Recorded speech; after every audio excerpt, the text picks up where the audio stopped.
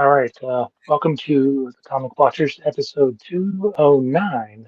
I am, my name is Chad, and I'm doing the show by myself tonight. Matt had something else he had to do. That's okay because we have a great guest.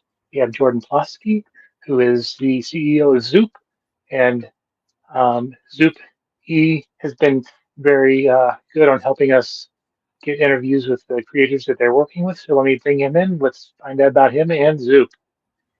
How's it going, Jordan? Good, Chad. Thanks for having me, man. And don't worry about not having your co-host. I'll do enough talking for both of us if you'd like. So we'll be okay. So, that's fine. But again, before we get into this, I just want to say, thank you for all the work you've done, kind of juggling the various interviews that we've set up for the show, and even last week's show with Chad Harden was really fun. Awesome, man. Yeah, look, our pleasure. We appreciate you guys giving us the time as well. And I didn't realize, by the way, congratulations on over 200 episodes. That's definitely an achievement, man. That's very cool. Oh, thank you.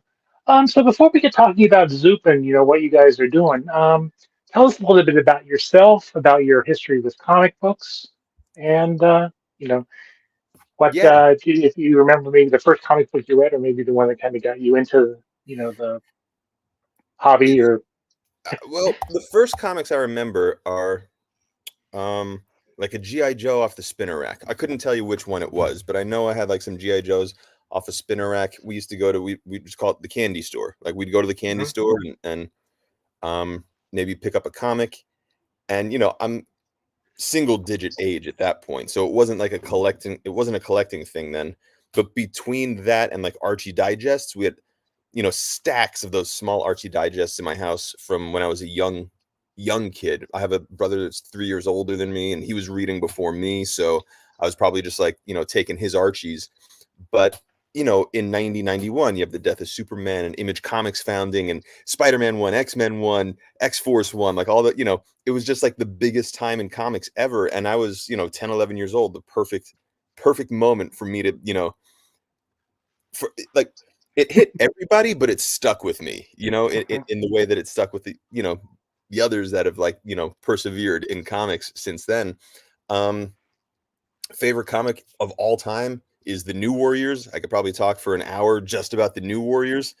um I feel like the New Warriors actually taught me a lot about life and morality and social issues and everything like that. So yeah, a huge spot in my heart for the New Warriors. Um, but like most people, I guess, I got out of comics in high school and college, but then the movies started coming out. X-Men came out and Spider-Man came out, and I did another interview earlier today. It's like there was this feeling of validation, like I was right, like all the stuff that I liked that everybody was calling like nerdy or geeky. It's like you're all loving this stuff now, So Yeah. got back into it through the library. Actually, I realized like, oh, you could just read free graphic novels at the library. So I read like a whole run of Ultimate Spider-Man, Bendis and Bagley, and reread Watchmen, and like just discovered so much stuff at the library. So I'm a huge proponent of libraries. I think that they're a great place, not just for graphic novels, but overall in general, just a huge resource for anybody out there. Um, and for a long time, I was a touring musician. Was my job for about 10 years. And when I got off the road, because I'd gotten married, I had a baby, and being away from home more than I'm at home was not conducive to having a family. And kind of repositioned my passion from music back into comics, and I formed my first startup called Comic Blitz, which was basically the Comixology Unlimited model, so subscription-based Mhm. digital comics. We were doing it before they were doing it, unfortunately, but then they came in, and it's tough. However, we did have an exit. We were able to sell that company to a video distribution company, so they kind of looped the digital comics in with their streaming offering, and I went to work for that company, and then another company. The pandemic hit. We're all at home losing our minds. I needed something positive to focus on. And I guess my sort of creative outlet was starting another business. And that's where, Zoop was a pandemic baby. So, got together with my co-founder, Eric Moss. He used to be at IDW Publishing. And when I had Comic Blitz, he's the person I would license content from. So the two of us got back together. We were discussing sort of the landscape, seeing shops closing down. Diamond still had monopoly. They were closed down, but crowdfunding was exploding, and we saw an opportunity there where crowdfunding it's a great tool, but it could be better. And we felt that if we can make it better, we don't tack it on to another platform. We make our own platform, and that's sort of the genesis of Zoop. In like a minute and a half. Yeah, because I think it was probably back in 2022. I was talking to Ron Mars, and he was working with you guys with Resolution, I believe. Yeah, so he was one of our first campaigns actually in 2021. So, No, um, okay, but time. oh no, it's okay, it's okay. I'm not expecting you to know that, but that's burned into my brain. The funny thing is, we just kind of finished that project like a month or two ago, so it took a really long time. Unfortunately, they had some creative issues. Rick Leonardi, who was supposed to do the book, uh, didn't wind up doing most of the book, so they had some other artists come in, and it took a long while for all that to get going. This is of course after the project funded, but we made it through. The book came out absolutely gorgeous, by the way.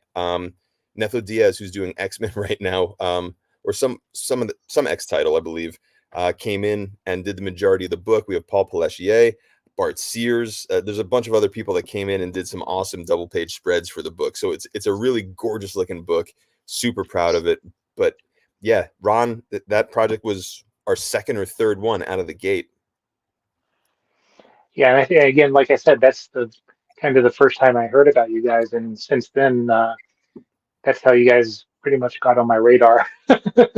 Not a bad one to get on your radar, right? I Yeah. mean, Um, I guess I'll do the pat on the back a little bit here, but like, yeah, working with Ron, I mean, we did a campaign with Howard Chaykin. We've had Dan Pinosian, Jorge Molina, Richard Pace.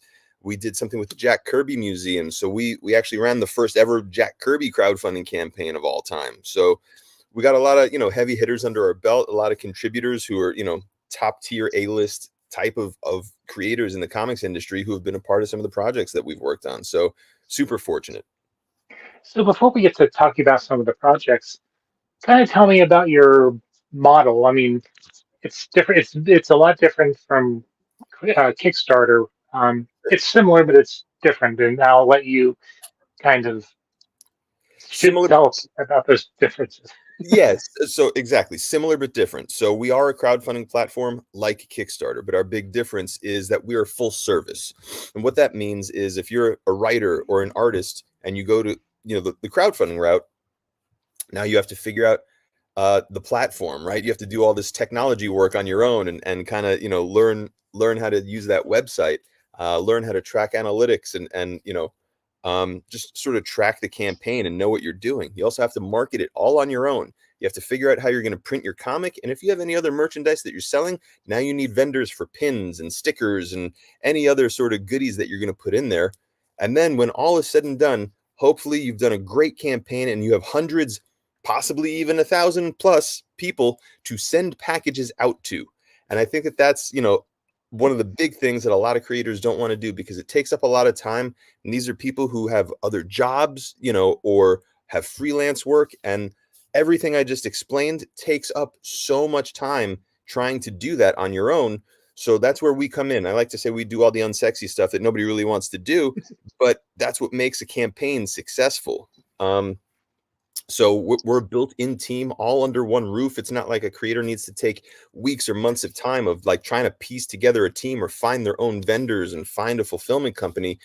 One call and we can get rolling. So we Mhm. save a ton of time, of the lead up into the campaign, but then also, yes, during the campaign as well. And Chad, as we set up a ton of interviews for our creators. So, they get out there and they promote those campaigns. We do press releases. We have email blasts, social media. In a way, all of that is how we sort of counteract Kickstarter, because Kickstarter doesn't do any of that for you. It's all on you as an individual to do all of those things.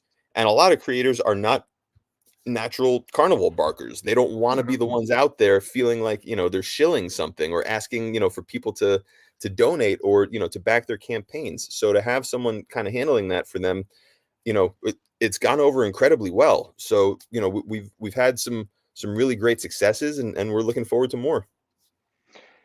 So when you're looking at campaigns, do you have people, creators come to you, or do you go out and you know ask creators, or do you have some sort of vetting system? Because it seems like it's kind of selective. I don't know if that's the right word, but it is kind of selective as to who. Yeah, I don't necessarily know that selective is the term. We just have a limited bandwidth, because we Right. have hands on every single project that we run. So there's only like really how many we can handle at one time. Because of that, you know, we do have people that come to us, but then we're also hitting the conventions and going down artist alley, shaking hands, kissing babies, and trying to bring people our way, creators our way. So it is both, inbound and outbound, if you will. Mhm. But then at the same time, we do have to evaluate. We try to at least set a threshold, a financial threshold that makes sense for someone to pay a premium to us, coming out of their campaign. But then also, we have to think that that campaign is going to do well enough that it makes it worth our time, because it's the same effort for $1,000 campaign as for a $20,000 campaign. Right. And the one thing I've noticed, kind of, being using you guys for our crowdfunding corner for about 2 years now, is you guys have a variety of projects that like cover the spectrum of the comics, of comics. I mean, you have slice of life, you have superhero, you have horror, you have I Yeah, don't know. we don't look. Art is subjective, right? We're not the arbiters of what is good or bad, and that's not necessarily how we choose the projects that we work on. If we know that there's a creator out there with a large email list, a large social media following, like a fan base behind them that kind of justifies them, um like I said, paying that premium for the additional services, knowing that they'll still make money, with that type of model, then that's really what we're looking for. So it's not necessarily genre specific. I mean, to your point, yes, fantasy, slice of life, biographical, we do superhero stuff too, but I mean, art books and I think art books, it might be like the number one kind of category that we kind of do so far, Yeah. um, but yeah, so we span the gamut, and we've done non-comic projects as well, although comic related. I mean, we did a tarot card deck. We've done a puzzle for the Rocketeer. We did an American light novel with Band of Bards, if you're familiar with them. Mhm. So it's not 100% just comics, and we have ambitions to kind of expand from the comic category as well into some other categories. You'll be hearing about that very soon, by the way. Okay. So what? I mean, you've done a lot of different projects. Have you had one that's kind of stuck out as one of your favorites, or one that, Ooh, um, again, I probably like asking you to pick your kids. No, favorite. Nobody's ever asked me what my favorite project has been. Everyone's always like, "So, what's the biggest project that you've done?"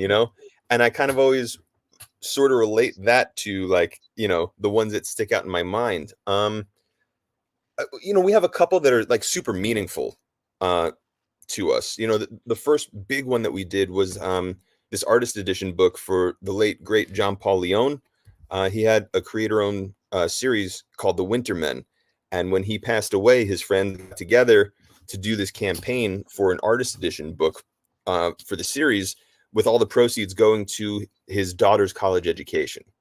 Mhm. And it was just such a fulfilling campaign. But the book came out gorgeous. We were working with Scott Dunbier from IDW, Tommy Lee Edwards and Bernard Chang, who were John Paul's best friends.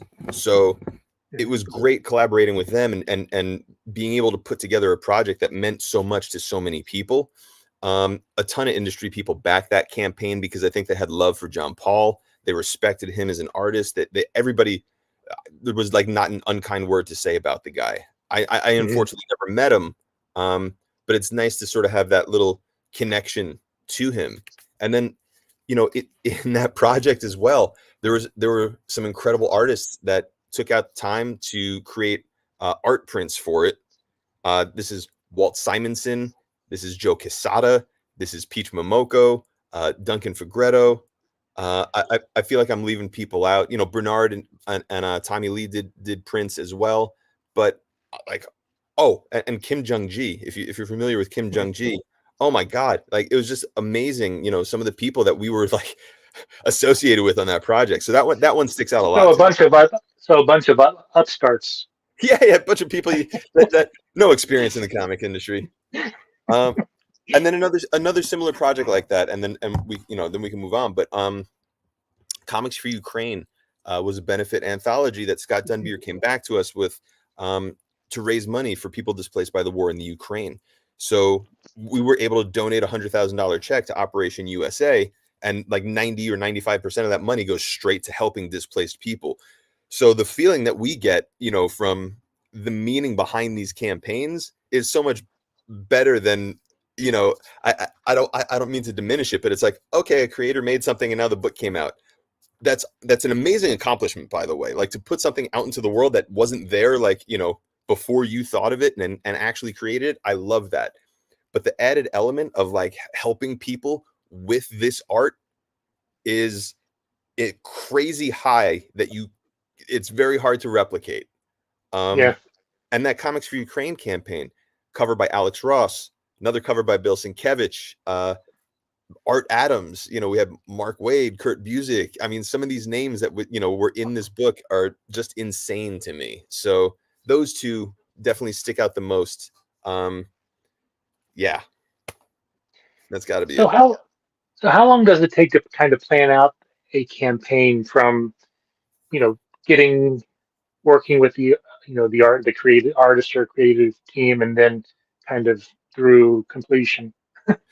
It's all different, for every creator. But somewhere in about like a month, it takes like 1 month kind of to put everything together for the actual launch.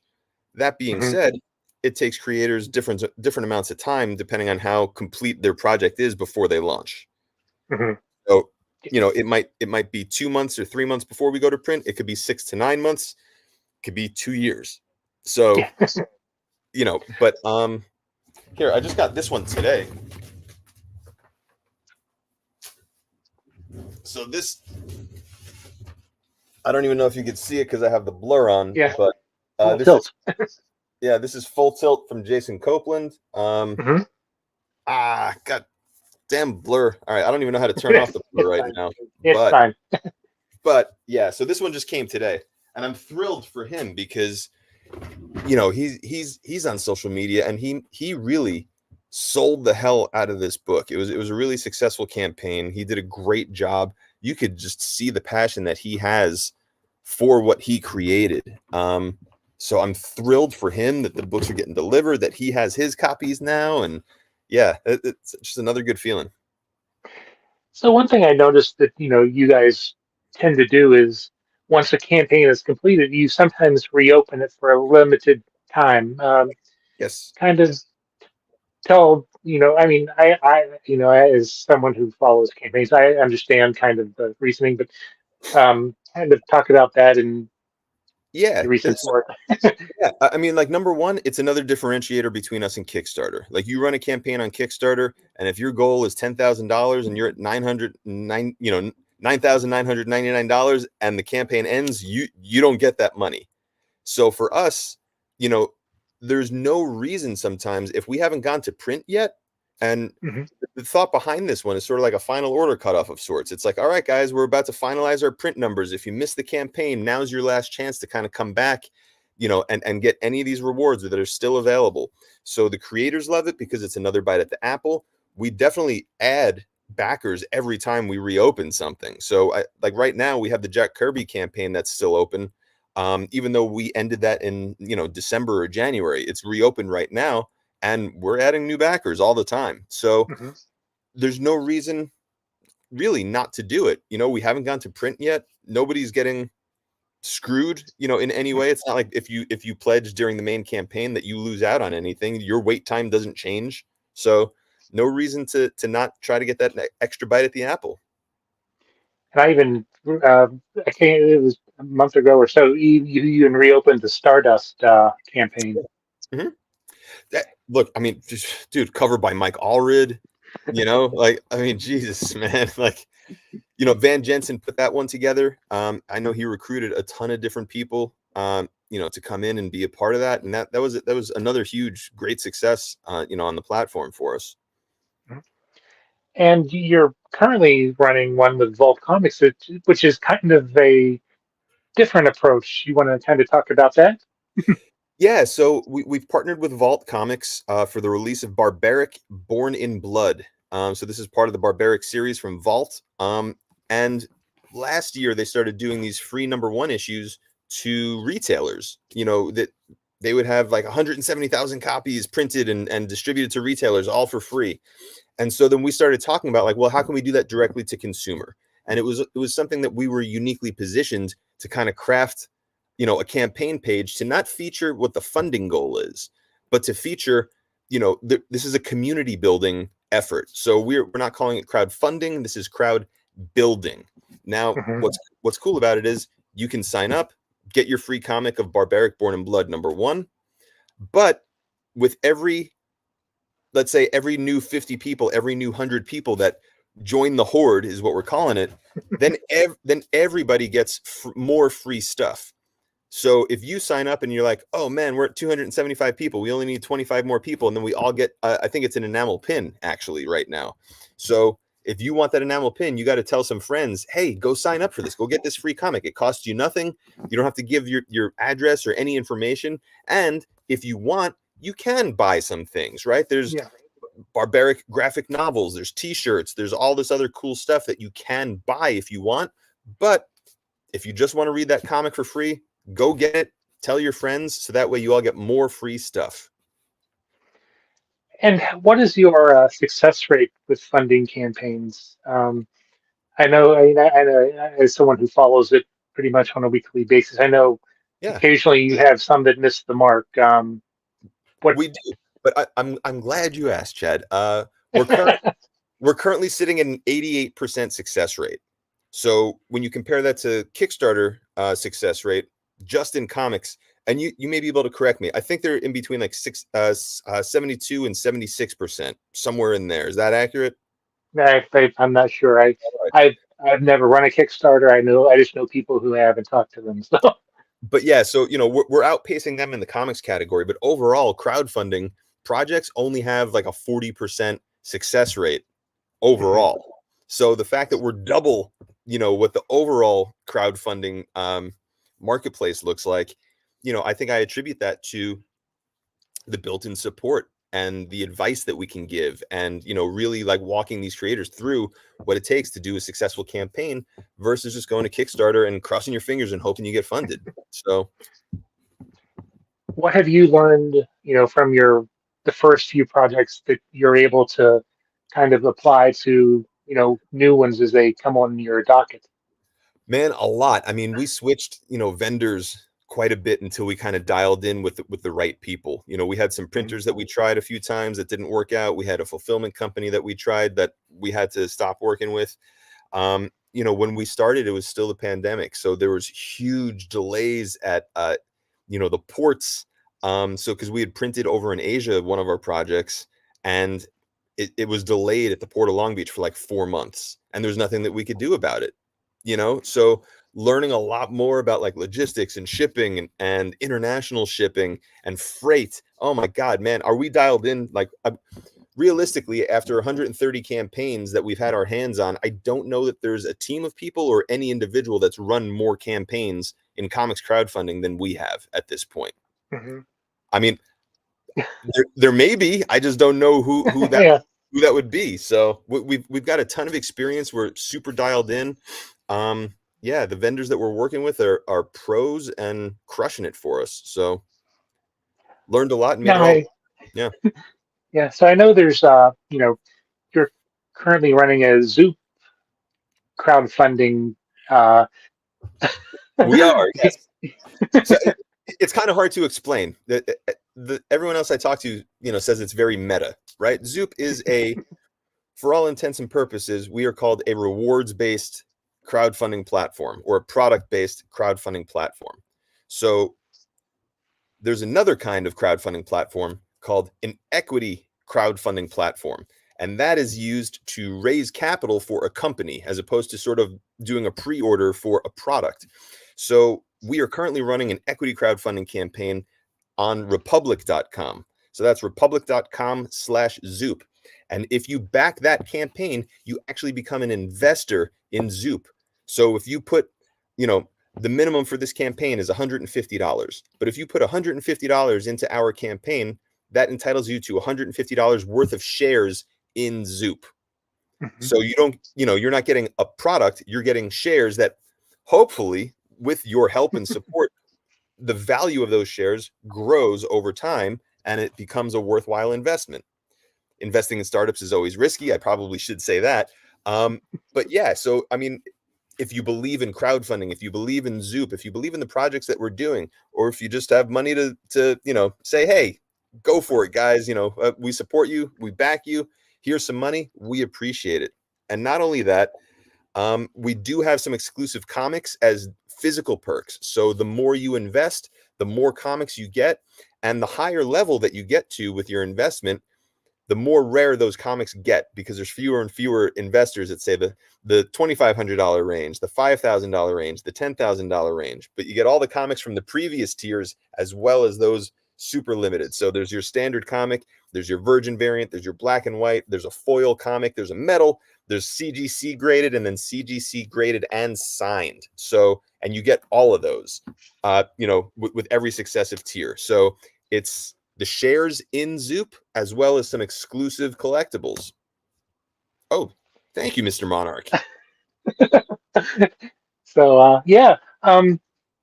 So what besides the crowdfunding Zoop? What is the what are your future plans? I mean, you've kind of mentioned them before, but um, Yeah. So one thing that I can talk about is because if you go to the site republic.com/Zoop, you'll see basically everything about Zoop. But one of the things that we say is we are a full service crowdfunding and e-commerce platform. So our web store is coming very, very soon. We have our first product up. We haven't made an announcement about it yet. But what this web store is meant to be is a marketplace for all Zoop projects, all crowdfunded projects, all comic related projects, all geek related projects. mhm, This kind of solves the problem of what happens after a successful crowdfunding campaign. How does a creator continue to sell their product? E-commerce is just as difficult as crowdfunding, but it's in an ongoing basis. You have to maintain your own website. You have to run to the post office every time your phone goes cha-ching or dings like from Shopify or Amazon or whatever it is. This is another white glove solution, and this we can open up to literally anybody. So if people want that maybe we don't run campaigns with, but they want to continue selling and don't want to have to administer their own website, pay for their own website, do all the fulfillment. This is going to be hopefully that marketplace, that storefront where people can come and browse and discover new content. So mhm. having a lot of conversations with creators from other platforms as well about bringing some content over. So that'll be exciting too. Well, I'll give you a chance to kind of give a rundown of what's currently up on the site after this. But you want to do a quick 5 questions because I know you got to go here in a little bit for another another interview. I'm up for 5 questions. What do you got? Okay. Okay. First question. What TV shows are you currently jamming on? Oh man, I'm ashamed to say, dude. Jeez. I was watching Echo, um, but I don't know. I haven't finished that one yet. Otherwise, I'm up to speed on all the MCU stuff. But my wife and I we watched Love Is Blind on Netflix, like season Mhm. 6 or whatever it is. So I'm a little ashamed, but it was so trashy. It was awesome. Um, and I, doing a I, I got to watch Echo. I just got to figure out how to get the parental controls off of the Disney Plus. uh, yeah, Echoes. Yeah, Echoes can be pretty gnarly, but first few episodes were good. It was a little Mhm. slow, but good. Yeah. Okay. So, question number two.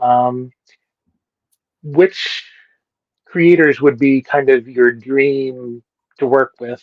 Uh, Easy, yeah, yeah. That's easy for me. I mean, the two that instantly popped into my head. Number one is Mark Bagley.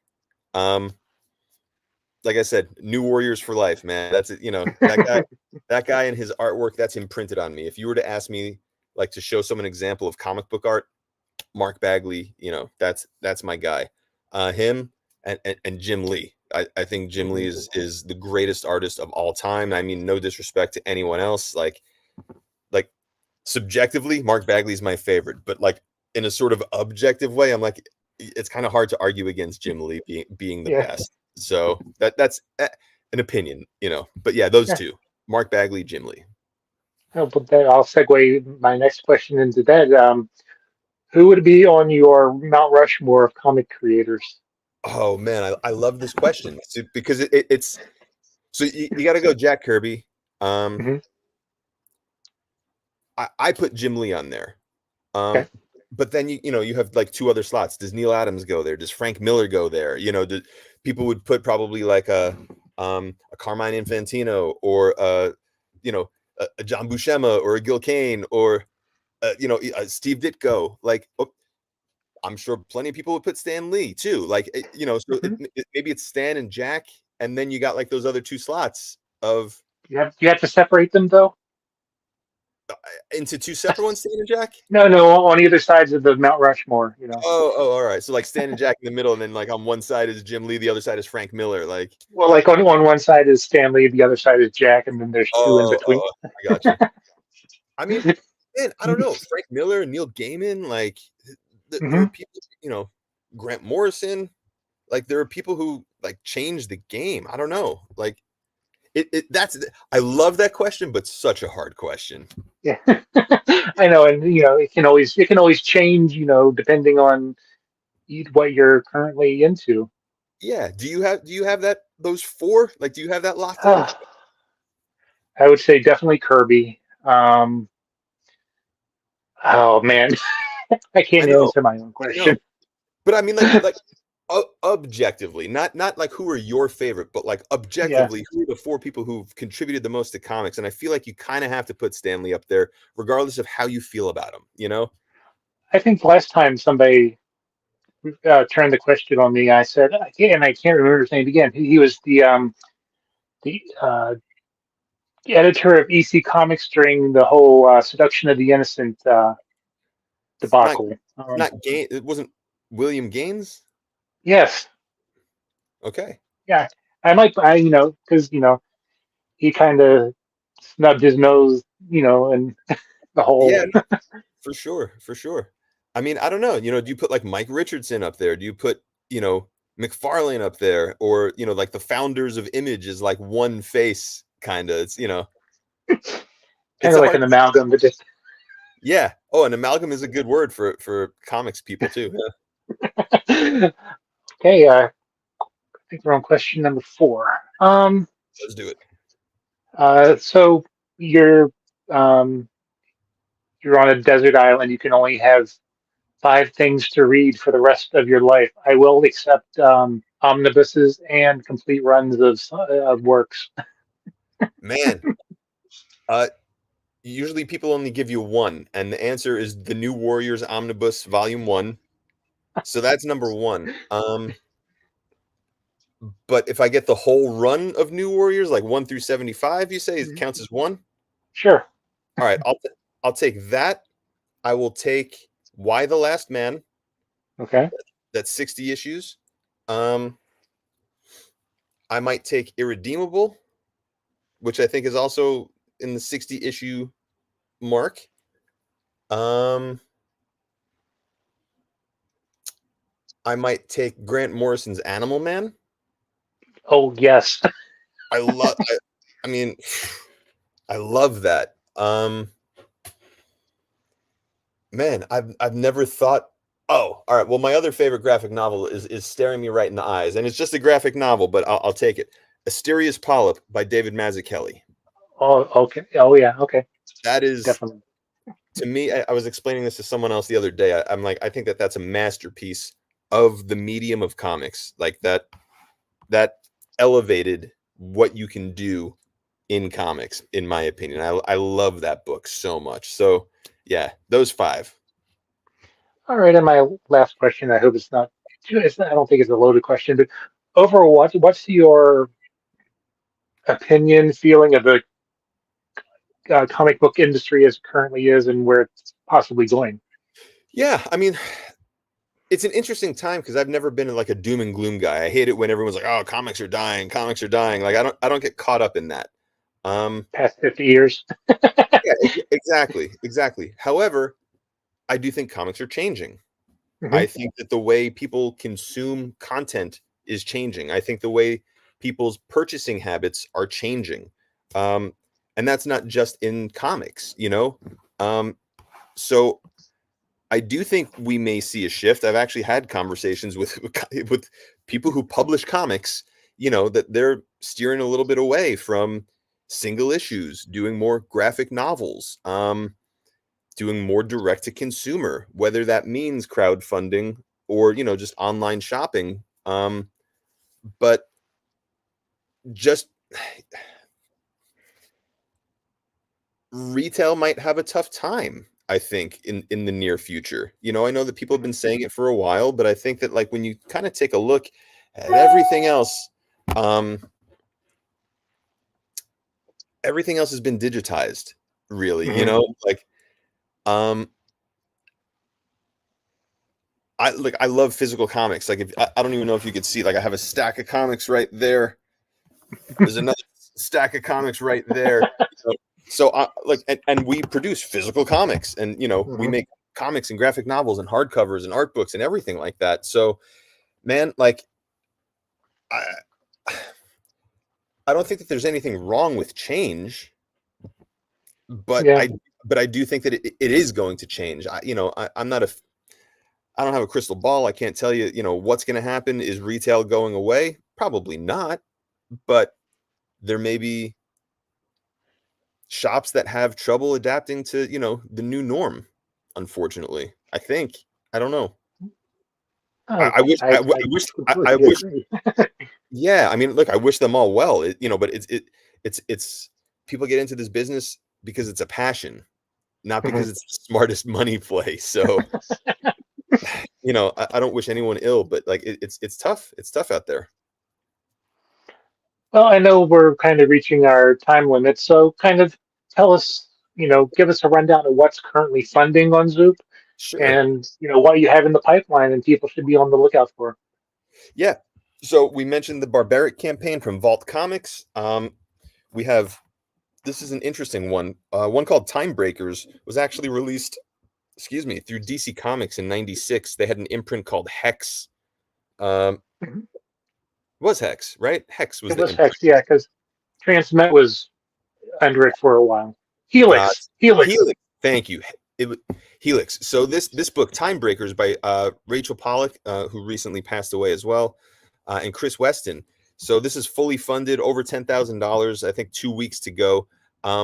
Chris Weston was the artist on The Filth with Grant Morrison, done a ton of 2000 AD stuff.